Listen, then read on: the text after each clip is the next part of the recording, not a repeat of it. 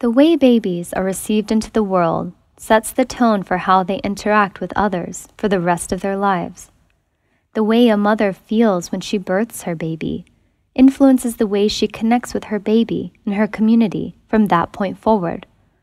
As a woman, this is her biggest rite of passage. In ancient cultures, childbirth was a chance to celebrate the creation of life.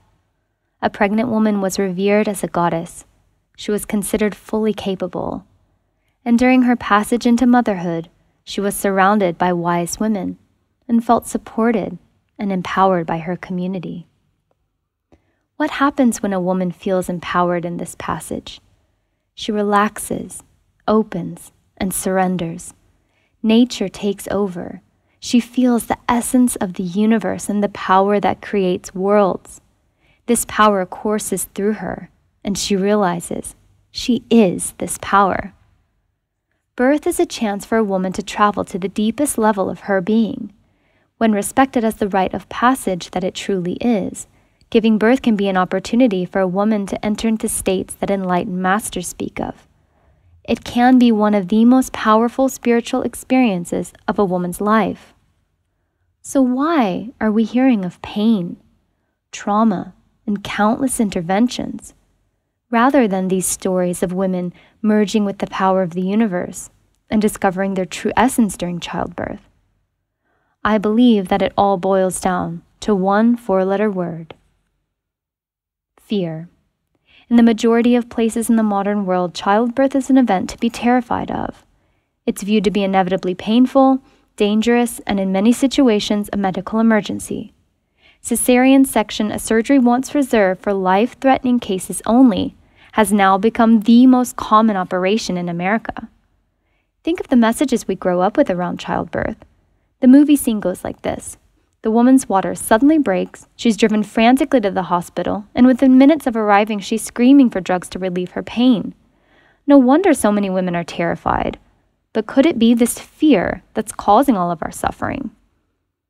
A 1920s English obstetrician, Grantley Dick Reed, noticed that no other animal species experienced pain or agony during birth. He hypothesized that fear and tension were the cause of pain. He soon introduced the fear-tension-pain cycle. When afraid, the body enters into a state of fight or flight.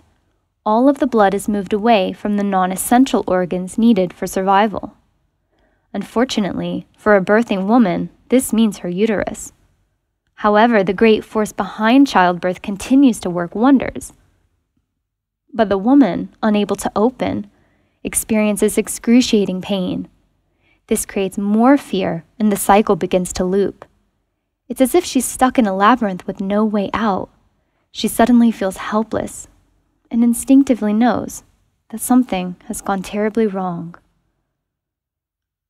Enter the modern symbols of our ancient rite of passage: pain relief, artificial hormones, and possibly surgery. Without understanding the cycle, pain is addressed rather than the root cause, fear. Interventions become the norm, and the woman grieves silently as she feels that something precious has been taken from her. Marie Mongan, author of Hypnobirthing, writes, "Birth has been broken. The spirit of women with respect to their innate birthing power has been broken.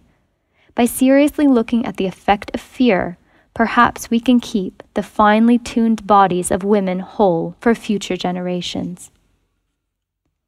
When a woman understands the fear, tension, pain cycle, she can find a supportive birth team to help her work through her fears as early as the first few months in pregnancy. This is essential to her having a comfortable, empowering, and safe birthing journey. There are many women working with doulas, midwives, hypnobirthing therapists, and others to have natural births free of interventions. Some of these women are experiencing painless births, some even orgasmic. One woman describes her experience. "My growls all of a sudden became soft, roaring noises, and the roars only got louder through my contractions. It felt so perfectly instinctual to let go and just be, just feel, and let my body and mind and soul focus on birthing. There were no distractions, There was no pain, just good, strong, intense stretching. Another woman writes, "The sensation is ecstatic. I'm building up to the birth climax after 9 months of pleasurable foreplay. With one push, the babe is in the canal. The next push brings him down into that space just before orgasm, when we women know how God must have felt creating this planet." Now, I know most of us have never heard stories like these, but what if they became the norm? Our entrance into this world acts as a blueprint for how we interact, and we're discovering more all the time how deeply this first impression affects us.